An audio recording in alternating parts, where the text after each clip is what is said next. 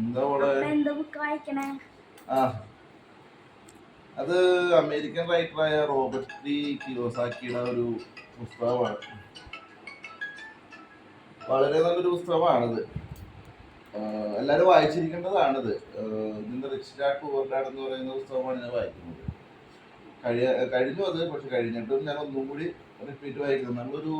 നല്ലൊരു സിനിമ കണ്ടു കഴിയുമ്പോൾ വീണ്ടും വീണ്ടും അത് കാണണം എന്നൊരു നമുക്കൊരു ആഗ്രഹം ഉണ്ടായില്ലേ, അതുപോലെയുള്ളൊരു പുസ്തകമാണത്. ഇതെല്ലാവരും വായിക്കണം. കാരണം നമ്മൾ ഒരു ലൈഫിലേക്ക് ഇറങ്ങുമ്പോൾ എല്ലാവരും അധ്വാനിക്കുന്നുണ്ട്, സാമ്പത്തികമായ ഉയർച്ച ഉണ്ടാകുന്നുണ്ട്. ഈ എല്ലാ കാലവും അധ്വാനങ്ങളും ബില്ലടക്കാനും മാത്രമായിട്ടുള്ള ജീവിതം, അല്ലെങ്കിൽ കടം തീർക്കാനുള്ള മാത്രമായിട്ടുള്ള ജീവിതമല്ല ഉള്ളത്.